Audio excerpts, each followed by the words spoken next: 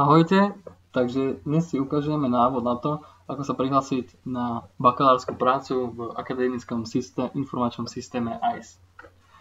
Takže zadáme svoje číslo, ktoré máme na ICE-ku, rodné číslo a prihlásime sa. Keď nám vyhodí toto okno, zaklikneme evidenciu štúdia, potom administrácia štúdia a tento riadok, štúdium, zápisné listy, záverečné práce a štátne skúšky. Keď sa nám okno otvorí, vidíme tu 4 lišty, my si sa zaklikneme teda záverečné práce. Ja už tú svoju vybratú mám, ale teda ak chcete si zvoliť svoju, tak musíte kliknúť na tento, toto je papier alebo niečo také, prihlásiť sa na zadanie záverečnej práce.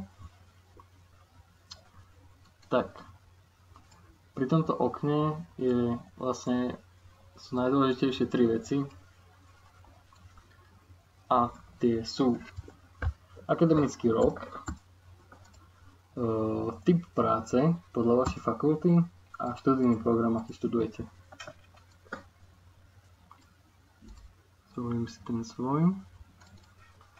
Tak, keď to máme všetko zadané, už stačí len skliknúť na túto šípku a zobrazí mi vlastne práce, ktoré ešte nie sú zadané. Tie sú klasickým písmom, tie, ktoré sú zadané, sú už kurzivou. Tak. Keď chceme zistiť nejaké detaily o tej práce, tak klikneme na tú prácu pravým a zobrazí sa nám detail práce. Tu vlastne zistíme, že kto je vedúci, nejaké anotácie ohľadom toho a tak ďalej a tak ďalej. Keď sme rozhodnutí, že sa nám práca páči a chceme si ju vybrať, sme na nej odkliknutí a stlačíme OK. Tak, to je vlastne všetko a týmto končí toto video. Ďakujem za vašu pozornosť a vidíme sa pri nejakom inom videu.